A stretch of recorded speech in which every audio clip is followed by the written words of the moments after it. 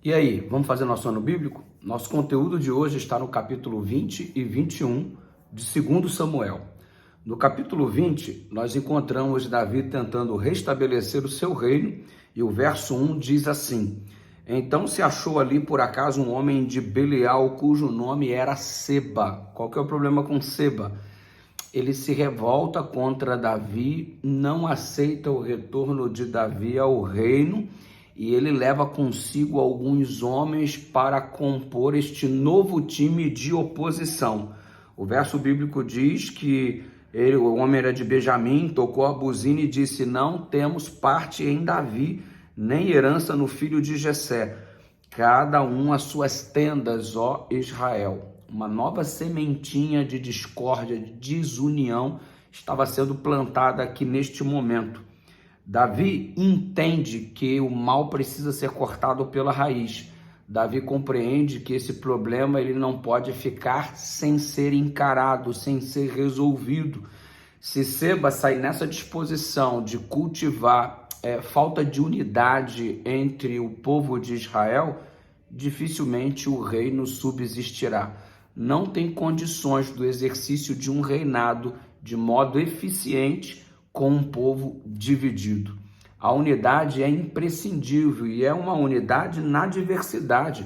Não é uma unidade onde todos somos iguais, mas é uma unidade onde todos, sendo diferentes, contribuem para o mesmo foco, para o mesmo objetivo. É exatamente assim que funciona. É mais ou menos meio que um time de futebol. São homens diferentes dentro de campo, com habilidades diferentes, com posicionamentos diferentes, mas todos fazem parte de um único time com um único objetivo, que é alcançar a vitória. E Seba estava neste momento sendo um jogador que estava na direção de fazer um gol contra. Resultado, isso tinha que ser impedido. Davi então ordena a Amasa, que é o seu comandante, que é aquele que substituiu Joabe, a ir na direção deste homem para que esta rebelião que estava germinando pudesse ser eliminada de uma vez por todas. E no meio do caminho, Amasa encontra Joabe, e olha só o que acontece. Joabe disse a Amasa, Joabe é o anterior comandante do exército de Davi, Amasa é o novo comandante. E Joabe, ao encontrar Amasa, quando ia na direção de resolver o problema que Seba estava levantando quanto à divisão do povo, Joabe, ao encontrar Amasa, diz o verso 9 e verso 10, vai bem, meu irmão, você está bem, meu irmão. E Joabe, com a mão direita, pegou a barba de Amasa para o beijar. E olha o que diz o verso seguinte, então Amasa não se resguardou da espada que estava na mão de Joabe, de sorte que este feriu com ela na quinta costela e lhe derramou pela terra as entranhas, e não feriu a segunda vez, e morreu. Então Joabe e Abissai, seu irmão, foram atrás de Seba, filho de Bicri.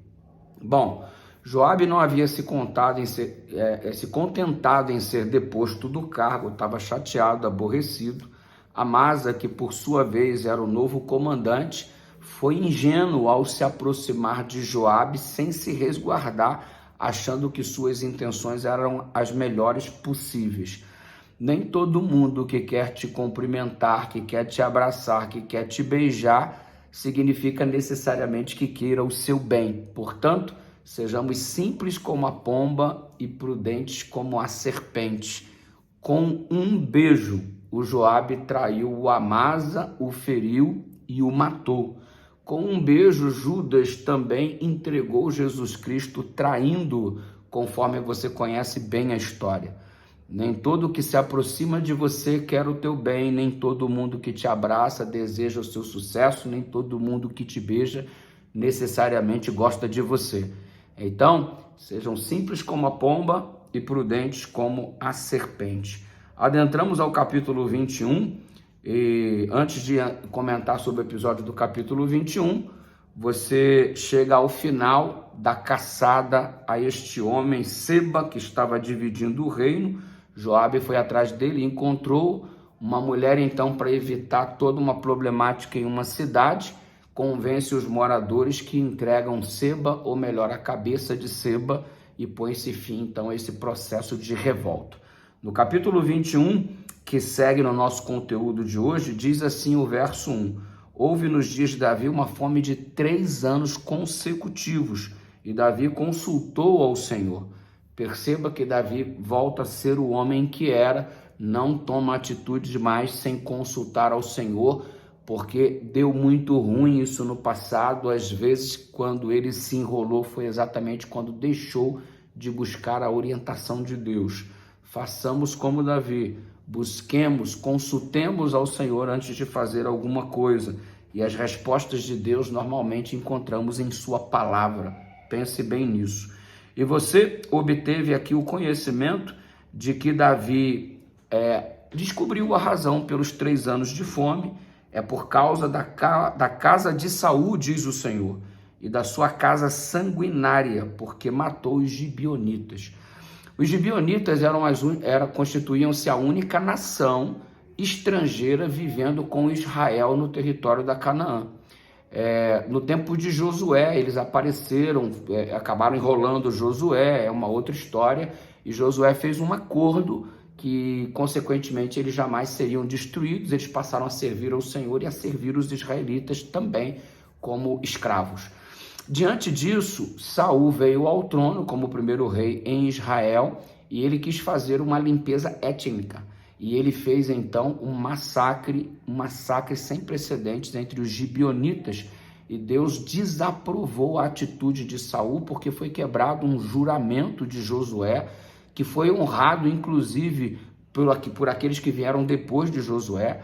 E Saul não levou isso em consideração. Na prática de sua impiedade, Saul, então, proporciona um verdadeiro massacre aos gibeonitas. Agora uma fome perdurava sobre a terra, e aí você percebe que, ao consultar os gibeonitas, você observa isso no verso 3 e no verso 4, Davi pergunta: que quereis que eu vos faça?